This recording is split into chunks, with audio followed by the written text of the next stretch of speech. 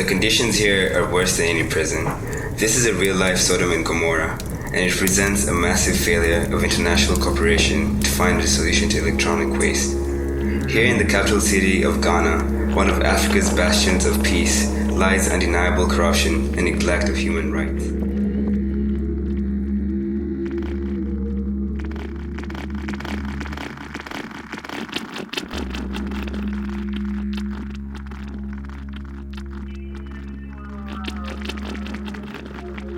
40,000 people live crammed together in this 2 square mile slum. Many of the boys working in Agbogbloshie come from northern Ghana, the poorest part of the country. Some were sold by their parents, others left in hopes of finding a source of sustainable income, and others still were deceived into agreements which have them working to pay off impossible debts. Lack of education and skills has left these boys unable to find work far from their homes, so they took refuge with each other in the only place they could. This is the story of the boys. The government talks about cleaning up the e-waste dump, but it continues to grow so rampant that any serious action seems unrealistic. Ghana faces no challenge more daunting than Agbogbloshie. Wolfgang Kosi Ampem is the head of the Help the African Child Foundation, a youth-based NGO in Accra, and works more closely with the boys of Agbogbloshie than anyone else. Because of their common background, he is one of the few outsiders that the boys will speak to. Wolfgang is also from the northern region, from the same villages as some of the boys here. He was born in a coma and as a result was a candidate for ritual sacrifice, an underground practice that occurs in some of the rural backwoods of the country.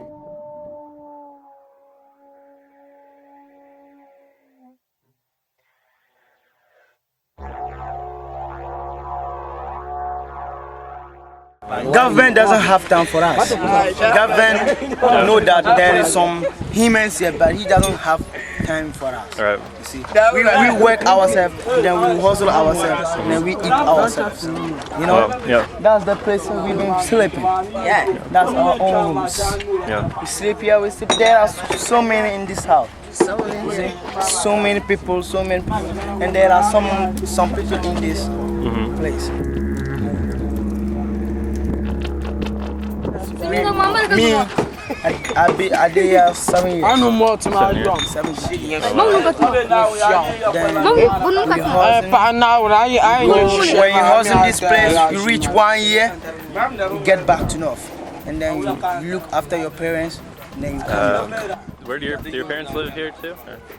Or? Oh, yeah. Your parents, they are in the north? Yeah, they are in North. So they live up in the north? Yes, we are only in here. Okay. Our parents stay in North.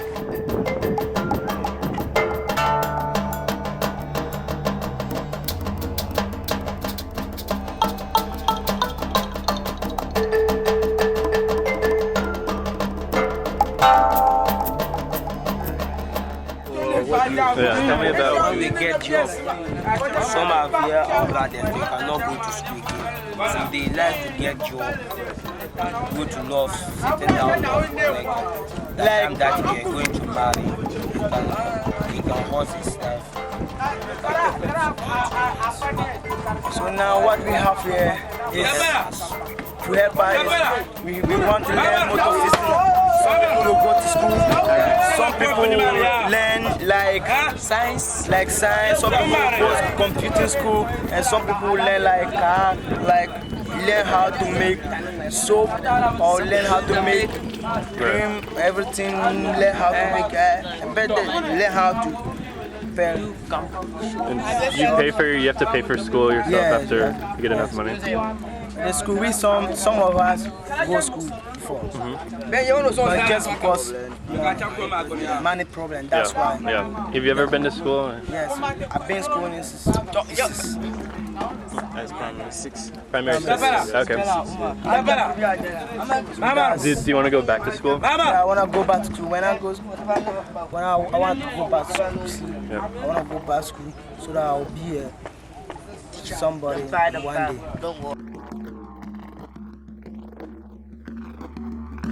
Wolfgang miraculously survived his parents' attempt at his life and ended up on his own in Accra, fighting every day to survive, and as a result has devoted his life to helping those who face similar challenges. Wolfgang has reached out to the boys of Agboboshi. After hearing their stories and forming a trusting relationship with them, Wolfgang began to bring the boys food and drink, a luxury that they could not afford every day, as well as clothes and even cell phones so they could contact him. Wolfgang became the only link between these boys and the outside world of Accra. As the NGO continues to expand, the idea of escape for a few of these boys seems possible. With Wolfgang's valuable connection to the boys, Help the African Child was able to see Agboboshi from an insider's perspective.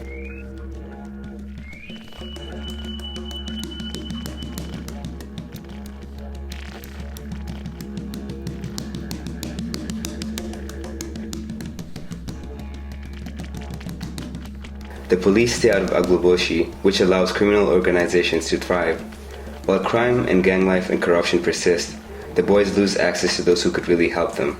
In most cases, crime is the only option these boys have for support. I'm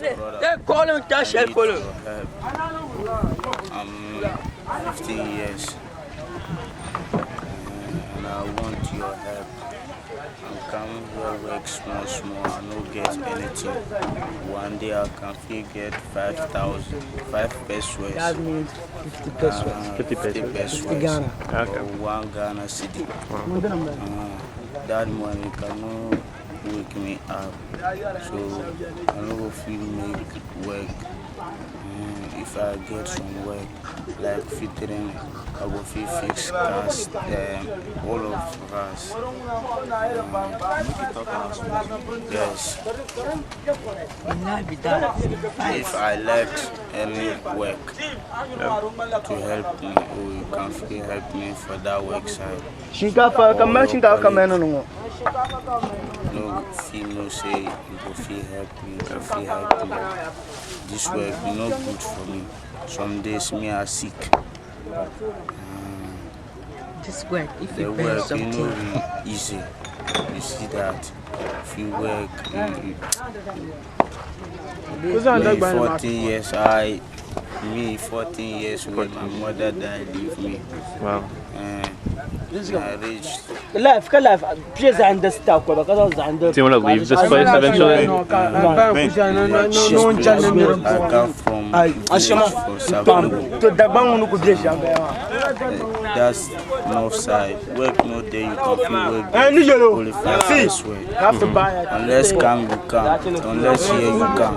Here too. If you no get person wait, they help you. They make you every time. So and I come see this work and I make small. The work to get for me. Only 5,000 when I get inside. Every day 5,000. 5,000. And I drop 5 pesos. See that? Every day. Every day. 5 pesos. That's not a lot. Yes. So if I want to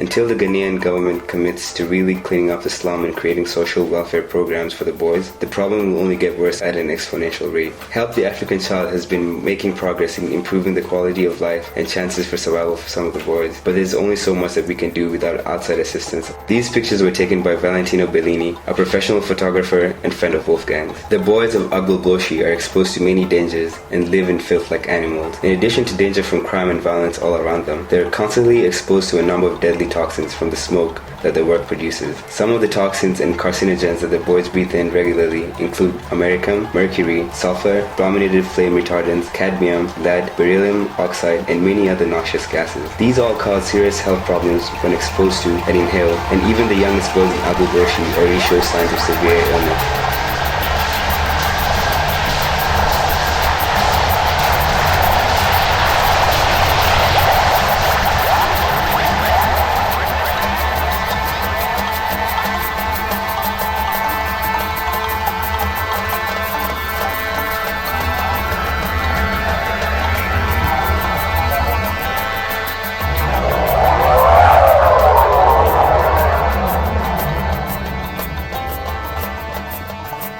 live in constant strife and danger, these boys are still just boys. They display remarkable strength and high spirits despite all odds against them. The situation in life has created some of the strongest relationships imaginable. They really are each other's families. Sometimes they're even able to relax and have a little fun together, but moments like these are few and far between. It's all they have to help them escape from their bleak realities, no matter how ephemeral.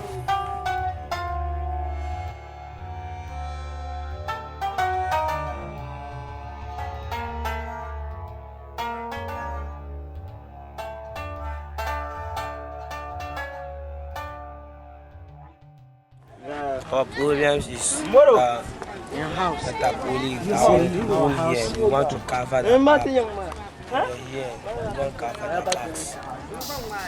So that when rain falls, You can just sleep. You can go to sleep. how Video is there, it? he said this there, where they sleep. So they will need help. So that when it is raining, water will not, Oh, yeah. you know, when it is sunny, you know, then when it is windy, that's what. So many people come here to give them empty promises. So they'll do this, they'll do that, but they never help them. So even these are some of the people that came, they only took pictures. Yeah, they have their big picture up there. They never help them.